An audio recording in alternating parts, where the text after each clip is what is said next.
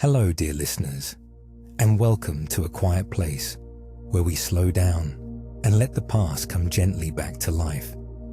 Tonight, we are going to walk together through one of the longest and most powerful stories the world has ever known. It is the story of a single city that began as a handful of mud huts on a riverbank and grew until it touched nearly every corner of the known world. Picture a marble column standing alone in a field, broken at the top, worn smooth by 2,000 years of rain and wind, with grass growing quietly around its base where crowds once roared.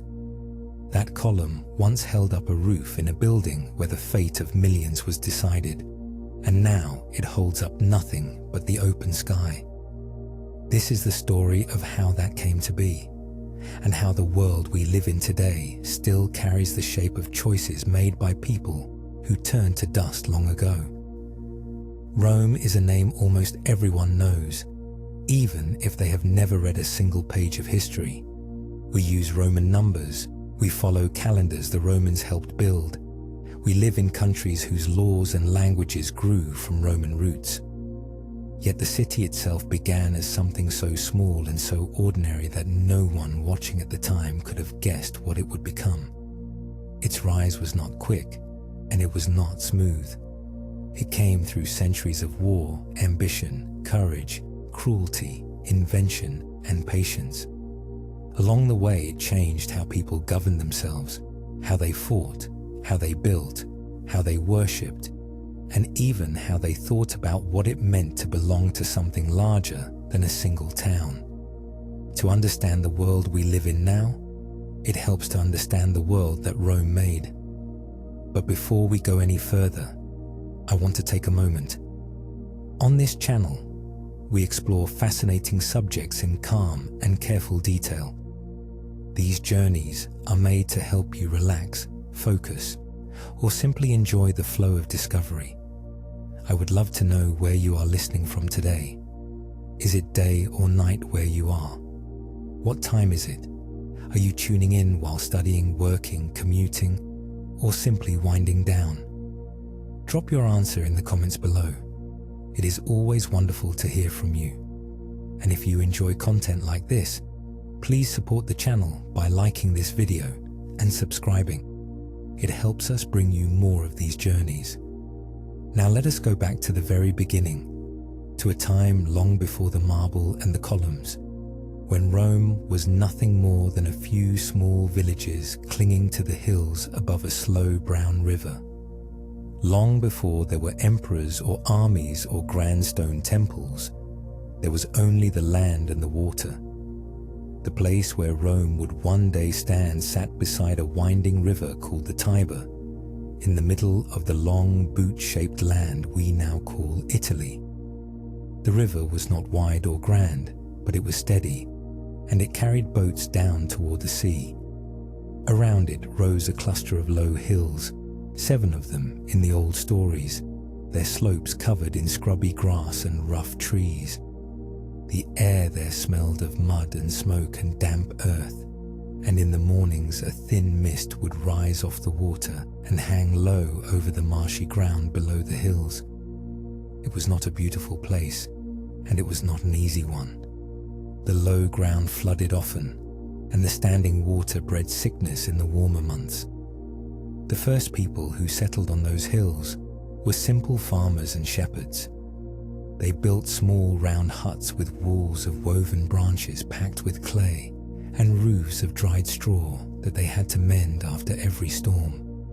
They kept pigs and sheep and a few cattle, and they grew grain in small patches of cleared land. Their lives were ruled by the seasons, by rain and drought, by the steady work of feeding themselves through another year. They had no writing yet, no coins, no great buildings. What they had was the hill, which kept them safer than the open plain, and the river, which gave them water and a road to trade along. In a dangerous world, those 2 gifts were enough to begin with.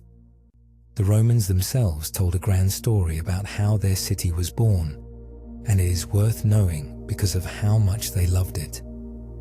They said that two twin brothers named Romulus and Remus were born to a princess and the god of war, and that a wicked king ordered them drowned in the Tiber. The basket carrying the babies washed ashore, the story went, and a wild she-wolf found them and fed them with her own milk until a kind shepherd took them in. When the brothers grew up, they decided to build a city on the hills where they had been saved. But they argued over which hill to build on, and in the end, Romulus killed his brother Remus and named the city after himself. It is a harsh tale, full of blood and ambition, and the Romans were not ashamed of it. In a way, it told them exactly who they believed themselves to be. The truth, as far as we can piece it together, was slower and quieter than the legend.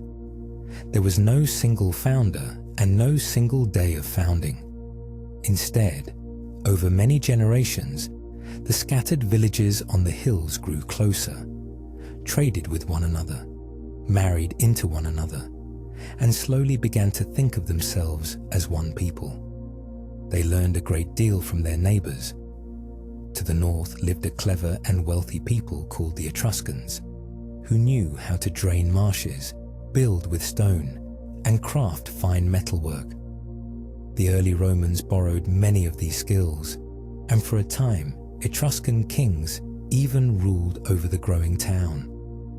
To the south lived Greek settlers who had built colonies along the coast, and from them came ideas about gods, art, and city life. Rome was a borrower from the very start, taking the best of what it found and making it its own. By the time the city had a name and walls and proper streets, it was still nothing special when measured against the wider world. Far to the east, great empires had risen and fallen for thousands of years. Egypt had built its pyramids long before Rome existed. Mighty kings in Persia ruled over lands so vast they could barely be crossed in a season. Against all of that, Rome was a rough little town on a muddy river, known mostly to its closest neighbors and almost no one else. If you had traveled the world in those days and asked which places would shape the future, no wise person would have pointed to Rome. And yet, something in this small town, some mix of stubbornness, hunger, and discipline, was already pointing it toward a future no one could imagine. For its first centuries, Rome was ruled by kings. Some of these kings were good builders and wise leaders, and the city grew under them. They drained the marshes between the hills and turned the muddy, low ground into a meeting place where people could gather, trade, and argue. They built the first great drains to carry waste and floodwater away, and some of those ancient channels still run beneath the modern city today. But kings, then as now, were only as good as their character, and Rome's run of kings did not end well. The last of them was a man the Romans remembered with deep hatred, a ruler so proud and cruel that his name became a warning. He ruled through fear, ignored the advice of the older and wiser men of the city, and treated the people as if they existed only to serve him. The breaking point, as the Romans told it, came through a terrible crime committed by the king's own son against a noblewoman named Lucretia. The story of her suffering and her death spread through the city like fire through dry grass, and the people's anger boiled over at last. A group of leading men, led by a noble named Brutus, rose up and drove the king and his whole family out of Rome forever. The Romans swore a solemn oath that they would never again allow a single man to hold the power of a king. That oath would echo through their entire history, shaping nearly everything that came after. For the next 500 years, the very word for king would be one of the ugliest insults in the Roman language, a thing to be feared and crushed. In place of the king, the Romans built something new and daring. They created a system they called the Republic, which simply means a thing belonging to the people. Instead of one ruler for life, they chose two leaders called consuls, and these two men shared the highest power between them. They served for only 1 year, and then they had to step down and let new men take their place. Because there were two of them, each could block the other if one tried to grab too much power. Because they served for so short a time, none of them could grow into a king. It was a clever and careful design, built entirely around the fear of one man rising too high. The Romans had been burned by kingship, and they never wanted to feel that burn again. Above the consuls in wisdom, though not always in raw power, stood the Senate. The Senate was a council of older and experienced men, drawn mostly from the city's leading families. They did not pass every law or fight every battle, but they advised, they debated, and they held the deep memory of how things had always been done. Their word carried enormous weight, and over time the Senate became the steady heart of the Republic, the place where the great decisions were shaped. The ordinary people had their own assemblies too, where they could vote and make their voices heard, though the rich and powerful always held more sway than the poor. It was far from a perfect system, and it was never truly equal, but it was something the world had rarely seen. Power was shared, divided, and passed from hand to hand rather than held in a single fist. This new way of governing did not arrive fully formed and peaceful. The early republic was torn by struggle between the powerful old families, called the patricians, and the common people, called the plebeians. The plebeians did the farming and the fighting, yet at first they had almost no real power, no protection under the law, and no way to fight back against unfair treatment by the wealthy. So they did something remarkable. More than once, the common people simply walked out of the city in a great mass and refused to come back until they were given a fair share of rights. Without their hands and their swords, the city could not function, and the patricians had no choice but to bargain. Step by step, the plebeians won the right to their own officials, the right to have laws written down so they could not be twisted, and eventually the right to hold the highest offices themselves. These long, slow struggles taught Rome how to bend without breaking, a skill that would serve it for centuries. The Romans took the trouble to carve their laws onto bronze tablets and set them up in the open for all to read.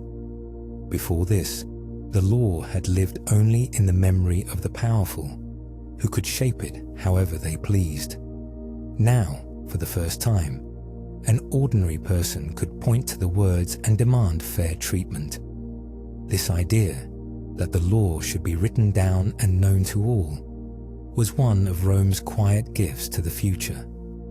We rarely think about it now, but the notion that rules should be clear, public, and the same for everyone owes a great deal to those early Roman tablets.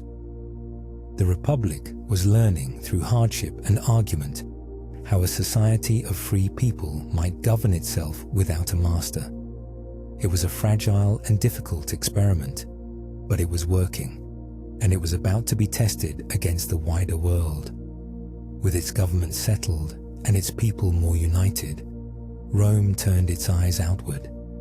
The land of Italy in those days was not one country, but a patchwork of many peoples, each with its own city, its own language, and its own army. There were the proud Latins who were Rome's close kin, the fierce hill tribes who raided down from the mountains, the wealthy Etruscan cities to the north, and the Greek colonies along the southern coast. Rome was surrounded by rivals, and for a long time it fought simply to survive. War in those years was a near constant fact of life.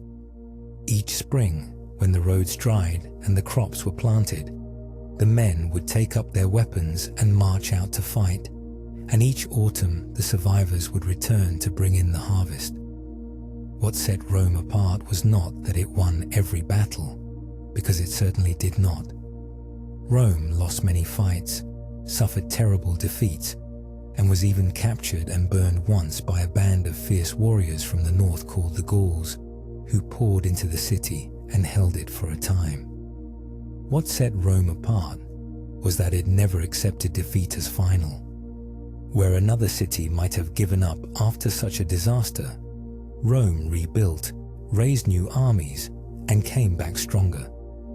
The Romans had a stubbornness that bordered on the unreasonable, a refusal to admit they were beaten no matter how dark things became. Their enemies could win battle after battle, but they could not seem to win the war because Rome simply would not stop. This deep stubbornness, more than any single general or weapon, became the engine of their rise. Rome also had a gift that few of its rivals understood, and it had nothing to do with fighting. When Rome defeated a neighbor, it did not always crush them or wipe them out. Often, it offered them a deal instead.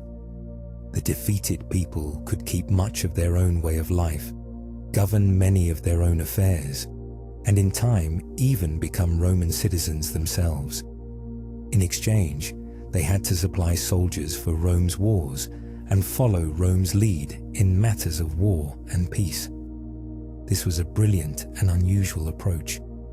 Most conquerors made enemies of those they beat, but Rome turned its beaten foes into partners and, eventually, into Romans. With every alliance, Rome's pool of soldiers grew larger and its strength multiplied. An enemy who joined Rome today might be marching in Rome's army tomorrow. To hold this growing web of cities and peoples together, Rome did something practical and lasting. It built roads. These were not simple dirt tracks that turned to mud in the rain, but solid, carefully made highways of packed stone, laid down in deep layers and built to last for generations.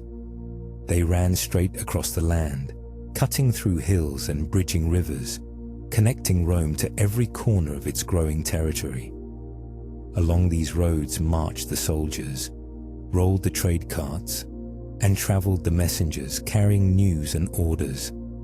The roads meant that an army could move quickly to wherever it was needed, and that the distant parts of Roman territory never felt entirely cut off from the center. Some of these ancient roads are still walkable today, their old stones worn but unbroken after more than 2,000 years of use. By the end of this long climb, Rome had done something no other power in the region had managed. It had united nearly the whole of Italy under its leadership, binding together a vast mix of peoples through war, alliance, citizenship, and those long stone roads. The rough little town on the 7 hills had become the master of a peninsula. It now had a deep well of loyal soldiers, a tested and stubborn government, and a hard-won confidence in its own destiny. But growing this large brought Rome face to face with powers far beyond Italy, powers that ruled the seas and the trade of the whole Western world. The next great test would not come from a neighboring hill town. It would come from across the water, from a wealthy and mighty city that saw Rome as a dangerous upstart that needed to be stopped before it grew any larger. That city was Carthage, and it sat on the coast of North Africa, across the sea from Italy. Carthage was older, richer, and in many ways grander than Rome. It was a city of traders and sailors who had grown wealthy by carrying goods across the whole Western Sea, and its ships ruled those waters without rival. Where Rome was a land power, built on farmers turned soldiers, Carthage was a sea power, built on commerce and a mighty navy. For a long time, the two cities had little reason to fight, each minding its own part of the world. But as Rome spread south through Italy, and Carthage held its grip on the great island of Sicily that lay between them, their interests began to collide. The sea that had once kept them apart now drew them toward each other, like two storms about to meet. The wars between Rome and Carthage were among the longest and most terrible the ancient world had ever seen, and there were 3 of them spread across more than 100 years. The first war was fought mostly at sea, a strange and brutal contest in which Rome, a land power with almost no navy, had to learn to build and sail warships from nothing. The Romans were terrible sailors at first and lost entire fleets to storms and inexperience, drowning tens of thousands of men. Yet true to their nature, they refused to quit. They built fleet after fleet, learned from each disaster, and eventually beat the masters of the sea at their own game. After decades of grinding war, Carthage was forced to give up Sicily and pay a heavy price. But the bitterness between the 2 cities did not fade. It only deepened, waiting for a second and far more dangerous war to come. That second war brought forth one of the greatest and most feared commanders in all of history, a Carthaginian general named Hannibal. From boyhood, Hannibal had been raised to hate Rome, and as a man he set out to destroy it not by sea but by land, striking at Italy itself. What he did next stunned the entire ancient world. Rather than sail across to Italy where Rome's navy waited, he marched his whole army the long way around, up through Spain, across the wide rivers of southern France, and over the towering snow-covered mountains called the Alps. He brought with him not only soldiers and horses, but war elephants, great beasts that no Italian had ever seen in battle. The crossing was a nightmare of ice, hunger, and falling rocks, and he lost many men and animals to the cold and the cliffs. But when he came down out of the mountains into Italy, he arrived where Rome least expected him, and the war fell upon them like a thunderclap. For years, Hannibal marched up and down Italy, and the Romans could not beat him. He was simply too clever, too daring, too gifted at reading a battlefield. Again and again, the Romans sent out their armies, and again Hannibal destroyed them. The worst defeat came at a place called Cannae, where Hannibal lured a huge Roman army into a trap and surrounded it completely, killing tens of thousands of men in a single dreadful day. It was one of the greatest disasters in Roman history, a slaughter so vast that it left the city in mourning, with hardly a family untouched by grief. Rome stood on the very edge of ruin. Many of its allies began to wonder whether the time had come to abandon a city that seemed doomed. A weaker people would have surrendered and begged for peace. Rome did neither. Instead, the Romans did what they had always done in their darkest hours. They refused to give up. They raised new armies from boys and old men, freed and armed slaves, and steadied themselves to keep fighting. They chose not to face Hannibal in another great battle that he would surely win. Instead, they shadowed him, harassed him, cut off his supplies, and slowly wore him down across the long years, denying him the final crushing victory he needed. And while Hannibal wandered Italy unbeaten but unable to win the war, the Romans struck back in a way he had not expected. They sent a brilliant young general of their own across the sea to attack Carthage itself, forcing Hannibal to abandon Italy at last and rush home to defend his city. There, on African soil, the two finally met in battle, and this time it was Rome that triumphed. After the long nightmare, Carthage was broken. The cost of those wars is hard to imagine even now.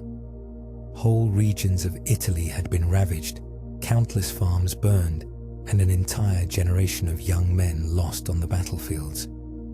Yet Rome emerged from the ashes transformed. It was no longer just the master of Italy. It now ruled the sea, held lands across the water in Spain and beyond, and stood without equal in the Western world. The terror of those years had burned away any doubt about Rome's destiny.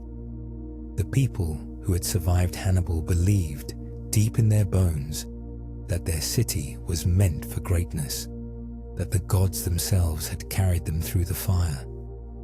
Decades later, in the third and final war, Rome would return to Carthage and destroy it utterly, leaving the great rival city in ruins. The world that came after belonged to Rome, and there was no longer anyone left who could seriously challenge that. Victory, strange as it may sound, carried a hidden poison. The wars that had made Rome the master of the Western world also began, slowly and quietly, to rot it from within. The trouble grew out of the very riches that conquest brought home. Each new war filled Rome with treasure, with gold and silver and fine goods from distant lands. And along with the treasure came something far darker, an endless stream of captured people brought back in chains to be sold as slaves. Hundreds of thousands of men, women, and children, taken from the lands Rome had conquered, poured into Italy to be worked in the fields, the mines, and the great houses of the rich. Rome had always had some slaves, but now it had more than ever before, and this changed the very shape of Roman life in ways no one had planned. The men who suffered most from this flood of unfree labor were the very people who had won the wars. For centuries, the backbone of Rome had been the small farmer, the ordinary citizen who worked his own land in peacetime and marched out to fight when his city called. But these small farmers had been away at war for years at a time, fighting Hannibal and conquering distant lands, while their fields went untended and their families struggled. Meanwhile, the wealthy, grown rich on the spoils of conquest, bought up huge stretches of land and worked them with armies of slaves who cost nothing to feed beyond the bare minimum. When the soldier farmers finally came home, they found they could not compete. Why would anyone pay for a free man's labor when slaves did the same work for nothing? Many lost their land entirely and drifted, poor and angry, into the city of Rome. So the great city swelled with the poor and the desperate. Men who had bled for Rome now had no land, no work, and no clear place in the world they had helped to build. They crowded into shabby apartment blocks, hungry and idle, watching the rich grow ever richer on the wealth of the empire. The gap between the few who had everything and the many who had nothing grew wider and angrier with each passing year. This was a dangerous thing for any society, but it was especially dangerous for one that depended on its ordinary citizens to fill the ranks of its armies. A republic built by proud, land-owning farmers was slowly being hollowed out, and beneath the marble glory and the parades of triumph, a deep and bitter resentment was beginning to smolder among the common people. Into this troubled time stepped two brothers who saw the danger clearly and tried to fix it. Their names were Tiberius and Gaius Gracchus, and they came from one of Rome's noblest families. Yet they cared deeply about the plight of the poor. One after the other, years apart, they tried to pass laws to take some of the public land hoarded by the rich and give it back to ordinary citizens so that the small farmer might live again.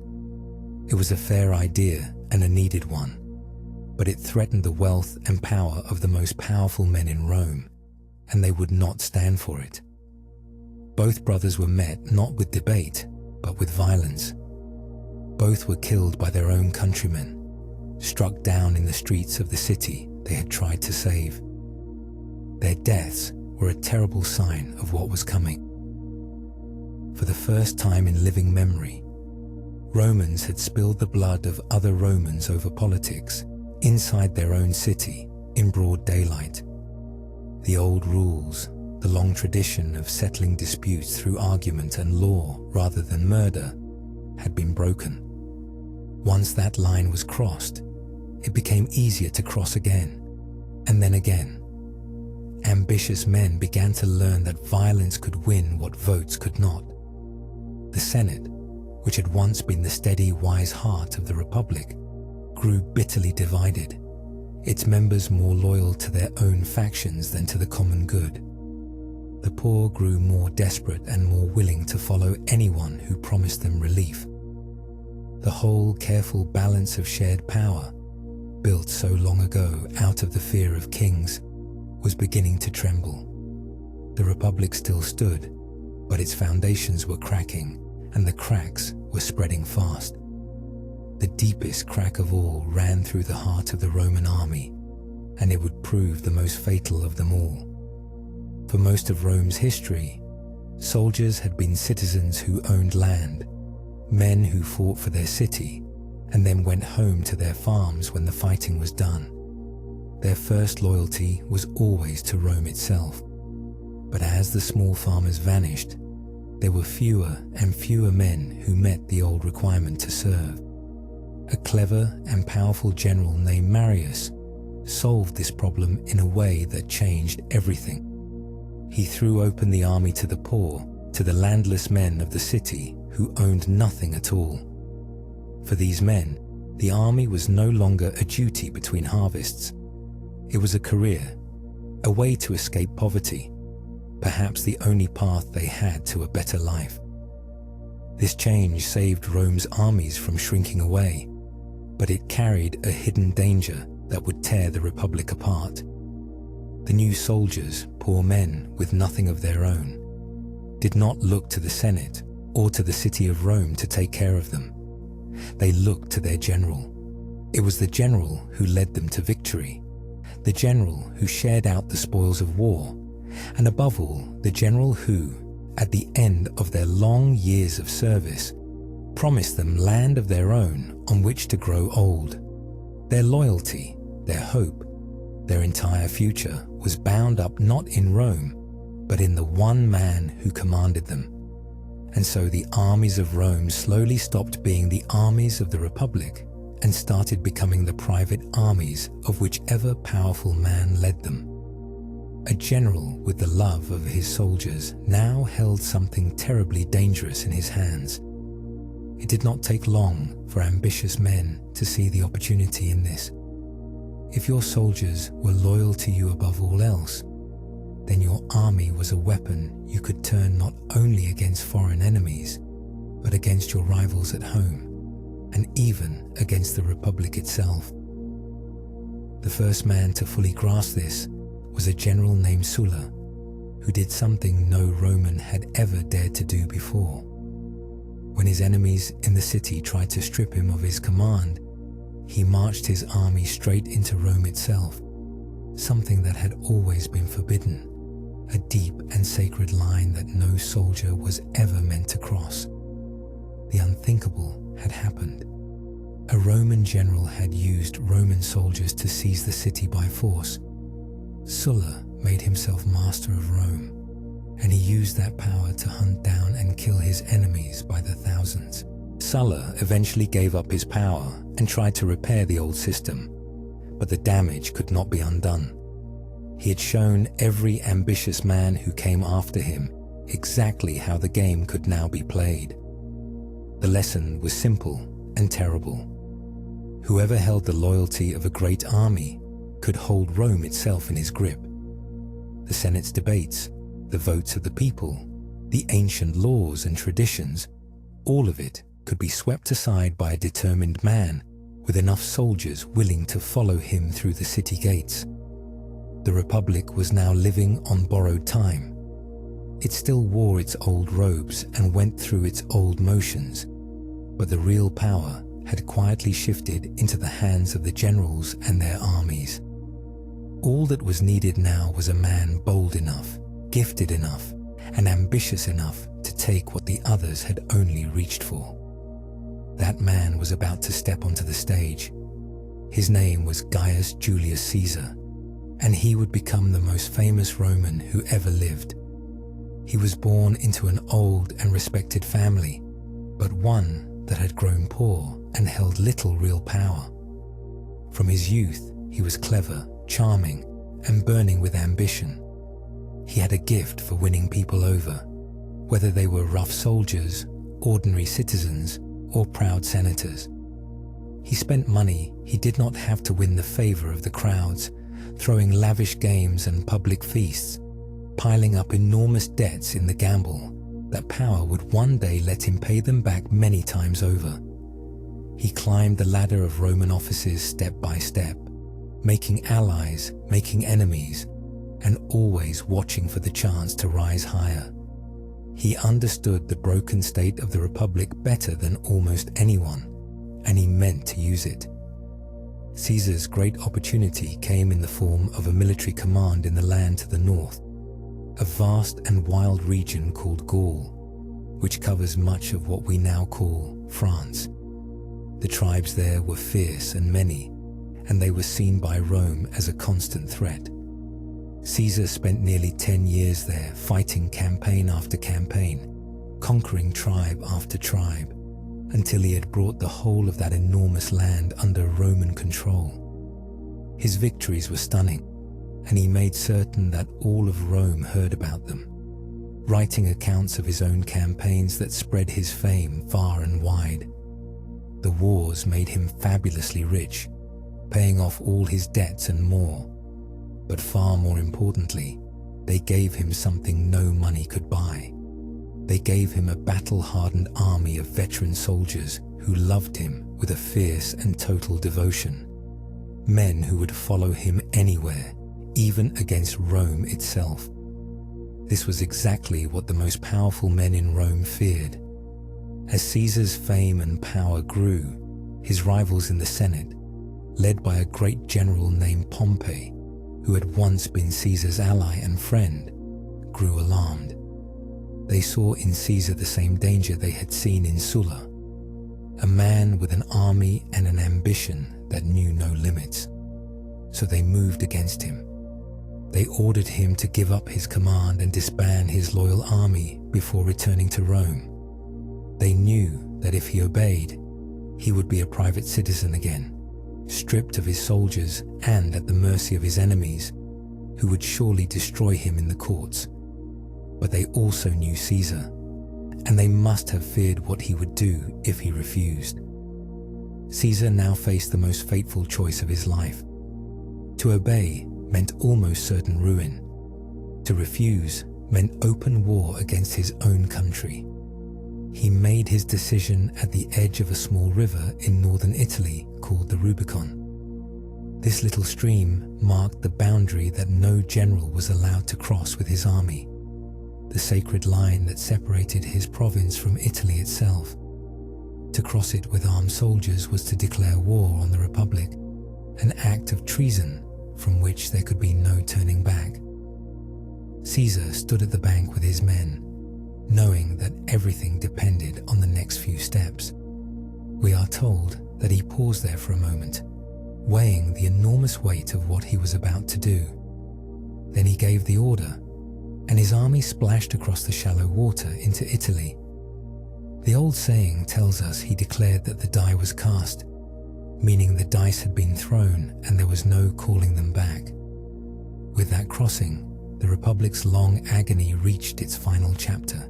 Civil war swept across the Roman world. Caesar drove his rival Pompey out of Italy, then chased him across the sea and the lands beyond, defeating him at last in a great battle far to the east. Pompey fled to Egypt, hoping for shelter, but was murdered there by men who thought to win Caesar's favor.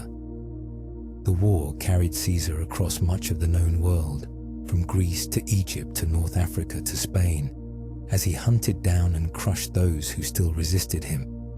It was in Egypt that he met the famous Queen Cleopatra, a clever and powerful ruler with whom his name would forever be linked. One by one, his enemies fell, and one by one, the last forces of the old Republic were broken. When the long wars finally ended, only one man stood at the top of the Roman world, holding more power than any Roman had held since the days of the hated kings. Caesar returned to Rome not as one consul among equals, but as its undisputed master. He had himself named dictator, an old emergency office meant to last only a short time, but he took it for life. He held the real power over the army, the treasury, and the government, and the old institutions of the Republic now bent entirely to his will. To his credit, he did not use his power only for himself. He worked hard to heal the wounds of the long wars and to fix the deep problems that had broken the Republic in the first place. He passed laws to help those drowning in debt, found land for his loyal veterans, and brought order to the troubled provinces. He even reformed the calendar, giving the Roman world a far more accurate way of measuring the year, a system so good that we still use a version of it today. To many ordinary Romans, he seemed a great and generous leader. But to a group of proud and powerful senators, Caesar represented everything their ancestors had fought to destroy. They looked at him and they saw not a reformer, but a king in all but name, a single man holding the kind of power that Rome had sworn 500 years before it would never again allow. They feared that he meant to make himself a true monarch and to pass his power down to his heirs, ending the Republic forever. Some of them hated him out of pure jealousy and wounded pride, but others truly believed, in the depths of their hearts, that they were acting to save Rome from the return of kingship. They came to a grim and secret decision. The only way to stop Caesar, they concluded, was to kill him. And so, they began to plot the death of the most powerful man in the world. The plotters were many, and among them were men Caesar trusted, even men he had spared and shown great kindness to during the wars. One of the leaders was named Brutus, a man Caesar regarded almost as a son, which made his part in the plot all the more bitter. They chose their moment carefully. On a day in the middle of March, a day long remembered afterward, Caesar came to a meeting of the Senate without his guards, for he believed that the affection of his people kept him safe. As he took his seat, the conspirators crowded around him as if to present a petition. Then, in a sudden burst of violence, they drew the daggers they had hidden in their robes and struck him again and again. Caesar fought back at first, but there were too many of them, and he soon fell. He died there on the Senate floor, beneath the very men who had sworn to serve the state. The murderers had believed that with Caesar dead, the old republic would simply spring back to life, that the people would thank them and the world would return to the way it had been before. They were terribly wrong. The Roman people did not celebrate. They were shocked and grief-stricken, for many had loved Caesar, and now they saw him struck down by men they distrusted. Instead of restoring the Republic, the assassination plunged the Roman world straight back into chaos and civil war. The killers had removed one strong man, but they had no plan for what should come next, and no power to control the storm they had unleashed. The old Republic was already dead, killed not by Caesar's dagger, but by the long, slow rot of the years before him. The men who killed him had only cleared the way for whoever was strong enough to take his place. Out of the chaos that followed, a strange and powerful figure soon emerged, and he came from a direction no one had expected. Caesar, in his will, had named his great-nephew, a young man of only 18, as his adopted son and heir. The young man's name was Octavian, and he would one day be known as Augustus, the first emperor of Rome. Few took him seriously at first. He was young, often sick, and untested in war or politics. The hardened men who had fought beside Caesar, and the proud senators who had killed him, all underestimated this quiet, careful youth. But Octavian had inherited more than Caesar's name. He had inherited Caesar's fortune, the loyalty of Caesar's veteran soldiers, and a patience and cunning that would prove deeper than anyone around him. He had come to claim his place, and he would not be pushed aside. At first, Octavian joined forces with the most powerful of Caesar's former followers, a bold and popular general named Mark Antony. Together with a third man, they hunted down and destroyed the senators who had murdered Caesar, including Brutus, taking a terrible revenge. With their common enemies gone, the two strongest men, Octavian in the west and Antony in the east, divided the Roman world between them. For a time, they ruled as uneasy partners, but two such ambitious men could not share the world forever. Antony, ruling from the east, joined his life and his cause to that of Cleopatra, the Queen of Egypt, the same brilliant ruler who had once been close to Caesar himself. Octavian used this against him with great skill, painting Antony to the people of Rome as a man who had fallen under the spell of a foreign queen and turned his back on his own country. The final struggle for the Roman world came down to these two men. In the end, their forces met in a great sea battle off the coast of Greece, where Octavian's fleet broke the power of Antony and Cleopatra. The defeated pair fled back to Egypt, and there, with their cause lost and Octavian's forces closing in, they both took their own lives rather than be captured and paraded through Rome. With their deaths, the last rival to Octavian's power was gone, and the rich and ancient kingdom of Egypt fell into Roman hands. After more than 100 years of unrest, civil war, and bloodshed, one man at last stood entirely alone at the summit of the Roman world. The long agony was over. The question now was what this quiet, patient young man would do with the absolute power he had won. What Octavian did next revealed his true genius. He had watched Julius Caesar grasp openly at the power of a king and pay for it with his life. Octavian had no intention of repeating that mistake. Instead of declaring himself king or even dictator, he did something far cleverer. He gave the old republic back its forms and its dignity, at least on the surface. He restored the Senate, held the old elections, and spoke always of having saved the republic rather than ended it. He even claimed to be merely the first among equals, just one citizen serving the state. In truth, he held all the real power in his own hands, controlling the army, the provinces, and the treasury. But by dressing his power in the modest robes of the old republic, he let the Romans keep their pride while he quietly ruled them all. The Senate gave him the honored name Augustus, meaning the revered one, and by that name he is remembered. Under Augustus, Rome was at last transformed from a republic into an empire ruled by a single man, though hardly anyone said so out loud. He ruled for more than 40 years, long enough for almost everyone alive to forget what the old days of civil war had felt like.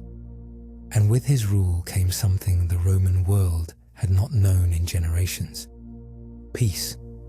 The endless cycle of war and bloodshed finally came to rest.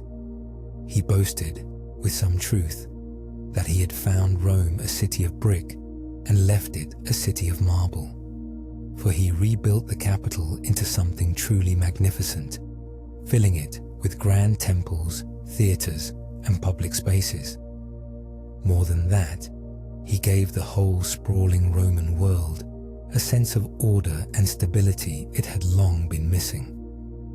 When he died, the system he had built was strong enough to pass to a successor, and so the line of emperors began.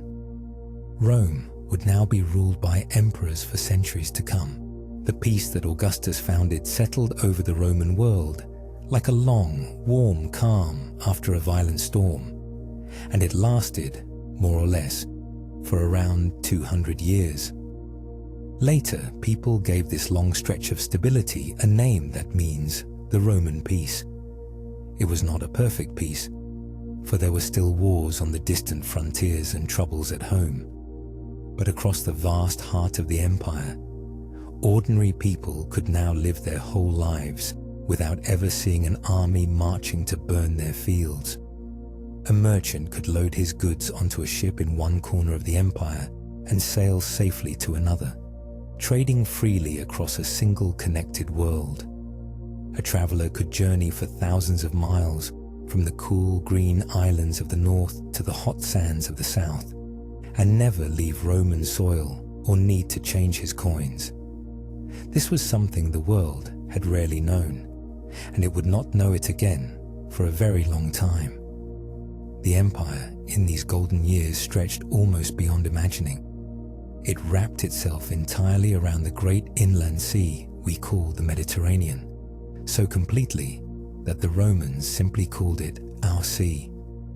From the misty hills of Britain in the far northwest, across the lands of France, Spain, and Italy, through Greece and the rich cities of the east, down to Egypt and along the whole northern coast of Africa, all of it answered to Rome. Within this enormous space lived tens of millions of people, speaking dozens of languages and worshipping countless gods, yet all bound together under one law and one ruler. The Romans held this vast world together through their roads, their soldiers, their officials, and their remarkable willingness to make citizens out of the people they conquered. A man born in a distant province could, in time, become a full Roman citizen, with all the rights and pride that came with it.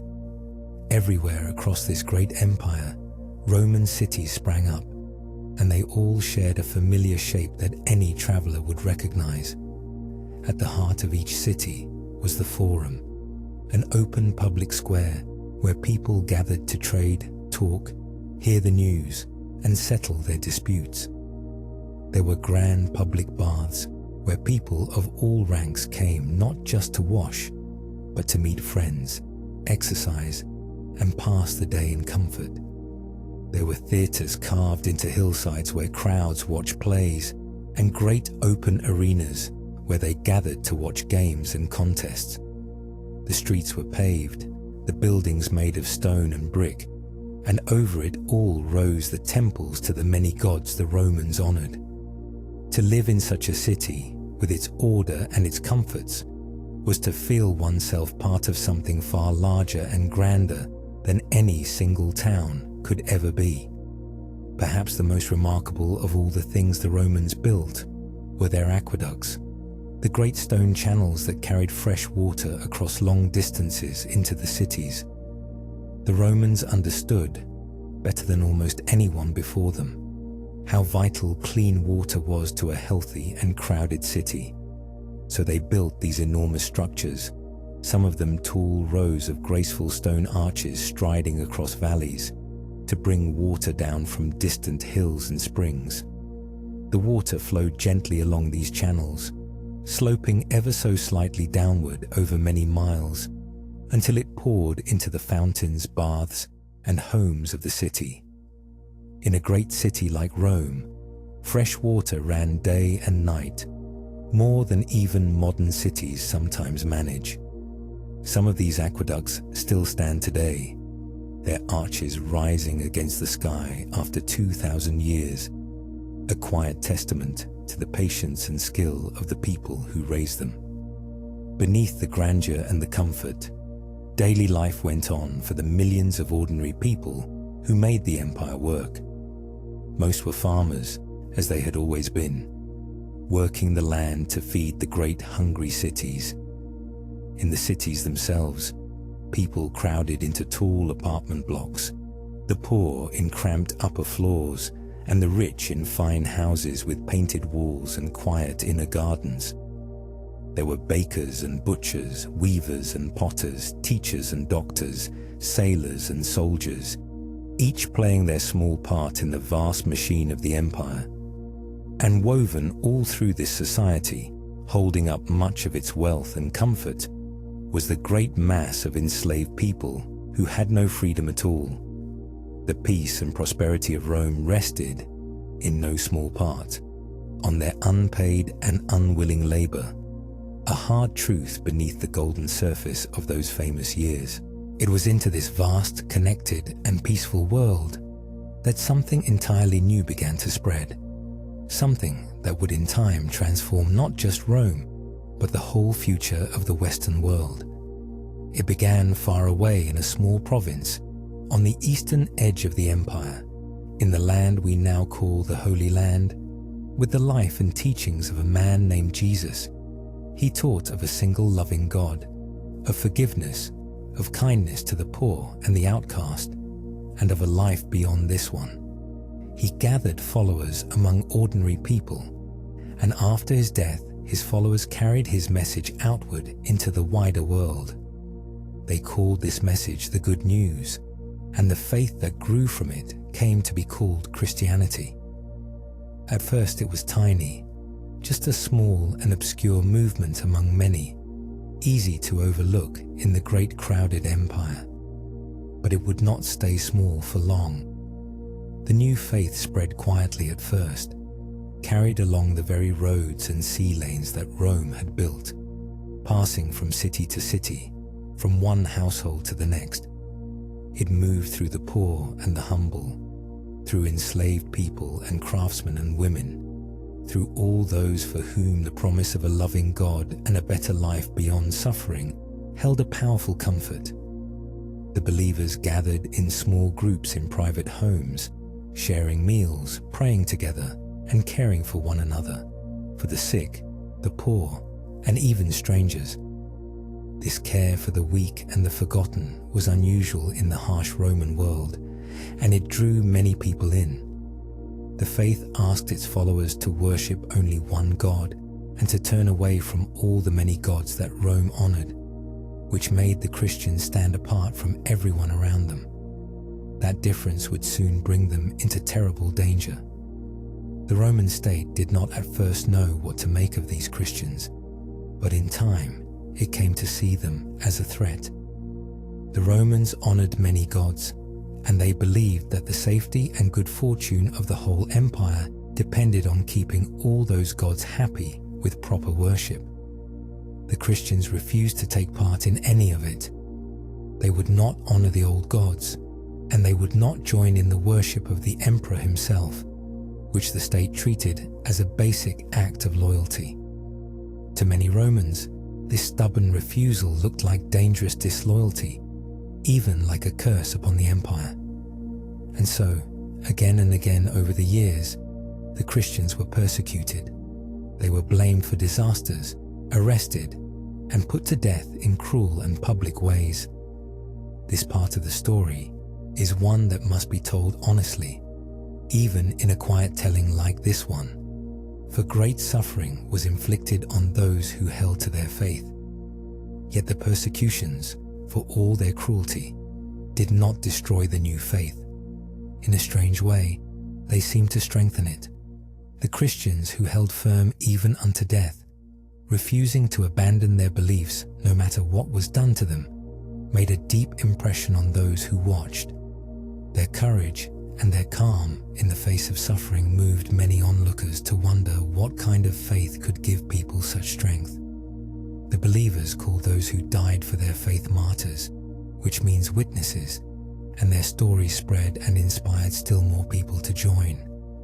So the faith kept growing, decade after decade, despite everything thrown against it. By slow degrees, it spread from the poor and humble up into the ranks of soldiers, merchants, and even people close to power. What had begun as a tiny movement on the edge of the empire was becoming a force that the empire itself could no longer ignore. The great turning point came with one of the most important rulers in all of Roman history, an emperor named Constantine. He came to power, as so many emperors now did, through war, fighting his rivals for control of the empire. The old stories tell us that before the most important battle of his life, Constantine saw a vision, a sign in the sky connected to the Christian faith, along with a message telling him that by this sign he would conquer. He had his soldiers mark their shields with the Christian symbol, and he went on to win the battle and the empire. Whether the vision happened exactly as the stories say, we cannot know for certain. But what Constantine did afterward changed the course of history. He embraced the once persecuted faith and threw the full weight of his power behind it. Under Constantine, everything changed for the Christians. He issued an order that gave them the freedom to worship openly, ending the long years of persecution at last. The faith that had been hunted and hidden was now favored by the most powerful man in the world. Constantine gave money and land to build great churches, and he involved himself deeply in the affairs of the faith, even gathering its leaders together to settle their disputes and agree on what they believed. With the emperor's blessing, Christianity grew with astonishing speed, no longer a faith of the persecuted few, but a rising power within the empire itself. Within a few generations, it would become the official religion of Rome, and the old gods that had been worshipped for 1,000 years would slowly fade away. The spiritual heart of the Roman world had been completely transformed. Constantine did one more thing that shaped the future in lasting ways. He chose to build a great new capital city in the eastern part of the empire, far from old Rome, on the site of an ancient town where Europe and Asia nearly touch across a narrow strip of water. He poured wealth and effort into making it a magnificent city, and he named it after himself. This new capital would one day be called Constantinople. Its founding marked a deep shift in the empire's center of gravity, drawing power and importance toward the wealthier, more populous East. Old Rome in the West, the city where the whole story had begun, slowly began to lose its place as the true heart of the empire. The world that Constantine left behind was a Christian world with two centers, and the seeds of a great division had been planted that would shape Europe for more than 1,000 years to come. By now, the empire had grown so vast that no single man could truly govern it all from one place. So it came to be divided, formally split into two halves, an Eastern Empire and a Western Empire, each with its own ruler and its own capital. For a time, this made sense, allowing each half to defend its own borders and manage its own affairs. But it also meant that old Rome in the West now stood somewhat alone, and the wealthier, stronger East often looked to its own troubles first. The two halves drifted apart in language and outlook, the East speaking mostly Greek and the West speaking Latin. The Western Empire, the older heart of the whole story, was becoming the weaker and poorer of the two, even as it faced growing dangers along its long northern borders. The great machine that Augustus had built was beginning, slowly and quietly, to come apart. The troubles that gathered around the Western Empire in these years were many, and they fed upon one another. The cost of defending such enormous borders had grown crushing, and the empire struggled to pay and supply its armies. To raise the money, the rulers taxed their people ever more heavily, until the burden grew so great that many simply gave up their farms and trades. The coins themselves lost their value as desperate emperors mixed cheaper metals into them, and prices rose while trust in money fell. The great network of roads and trade that had bound the empire together began to fray, and all the while, the armies that had once been filled with proud Roman citizens now relied more and more on foreign warriors hired from beyond the borders, men whose loyalty to Rome was thin and uncertain. The empire was growing tired, stretched thin, and ever harder to hold together. Beyond the northern frontiers, meanwhile, the pressure was building. For centuries, great rivers and fortified walls had marked the edge of the Roman world, holding back the many peoples who lived in the colder lands beyond. But now those peoples were on the move, pushed from behind by other migrating groups and drawn by the wealth and warmth of the Roman lands. Whole nations of people, with their families, their herds, and their warriors began pressing against the borders, seeking to come in. Some came as enemies, and some came seeking shelter. But either way they came in numbers, the weakened empire could no longer easily turn away. The frontier that had held for so long began to give way. The old walls and rivers were no longer enough, and the tired armies could not be everywhere at once. The empire was bending under a weight that grew heavier every year. When the breaking finally came, it did not arrive as one sudden crash, but as a long, slow unraveling. One of the migrating peoples, allowed into the empire and then badly mistreated, rose up in anger and destroyed a great Roman army in a terrible battle, killing the Eastern Emperor himself. It was a stunning blow, a sign to everyone that Rome was no longer the unbreakable power it had once seemed. After that, the borders never truly recovered. More and more peoples crossed into the empire, some settling on Roman land, some carving out kingdoms of their own from territory the emperors could no longer defend. The Western Empire began to shrink, losing its grip on province after province. The distant lands that had once paid taxes and sent soldiers slipped away one by one. The vast body of the empire was dying slowly from the edges inward, while the old heart at Rome grew weaker and more isolated. Then came a moment that shook the entire world, a moment people had thought impossible. For nearly 800 years, no foreign enemy had managed to capture the city of Rome itself. It had been the unconquered heart of the world, the eternal city, safe at the center of everything. But in this age of weakness, a wandering people led by a bold king marched into Italy and did the unthinkable. They entered Rome and sacked it, plundering its riches over several days. The damage to the buildings was not the worst of it. The worst was the shock.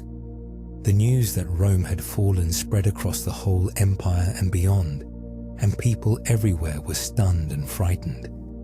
If Rome itself could be taken, then nothing was safe, and the old certainties of the world were truly crumbling. It was a wound to the spirit as much as to the city, and it would not be the last time Rome was plundered.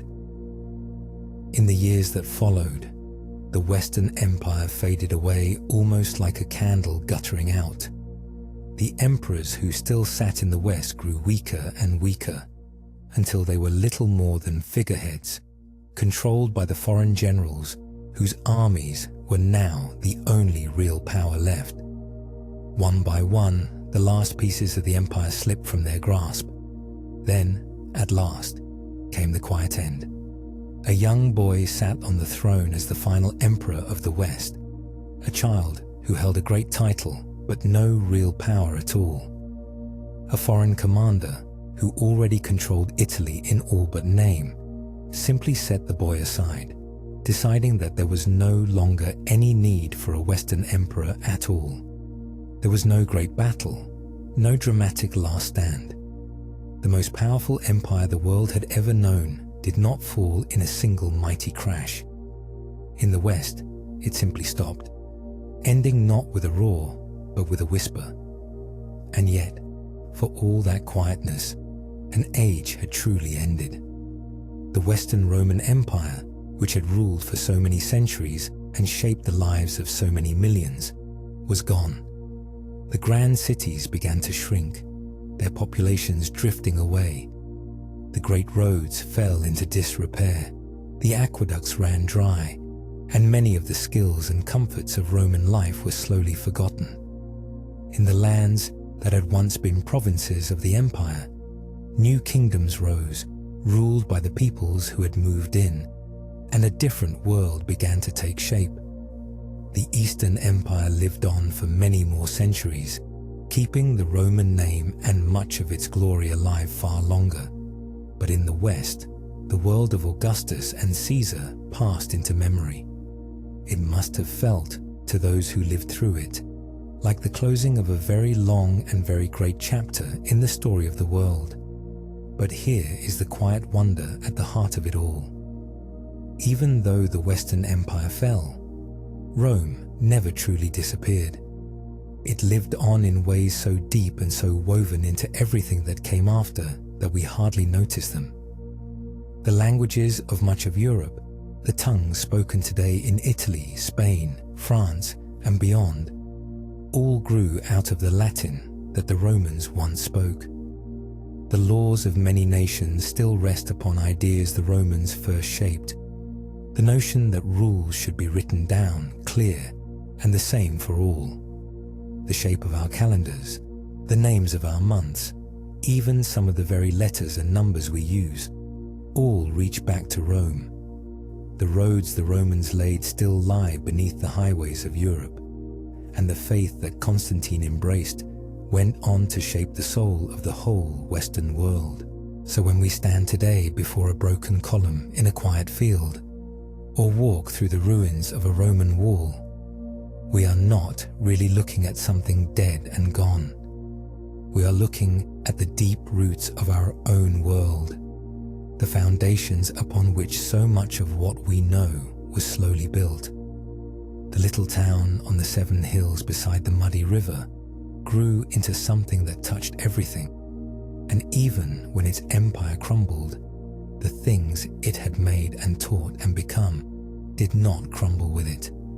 They simply settled into the ground of history and kept on living, quietly, beneath everything that followed. Rome changed the world, not only while it stood, but in the long shadow it cast across all the centuries after it fell. That is perhaps the truest measure of how far that small town traveled from its beginnings. We have walked a very long road together tonight, all the way from the first mud huts beside the Tiber to the slow fading of the greatest empire the world has ever known.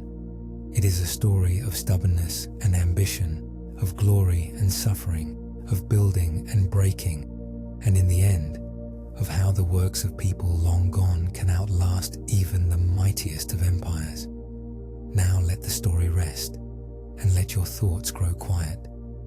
Picture that broken marble column once more, standing alone in its grassy field as the day comes to a close.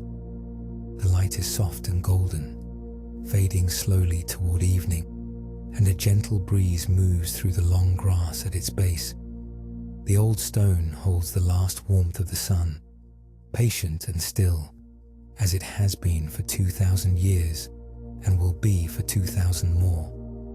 Around it, the world settles into silence, and the long history it has watched seems to breathe out softly into the coming dark. Thank you for spending this quiet time with me tonight. Rest well, sleep deeply, and may your dreams be calm and gentle.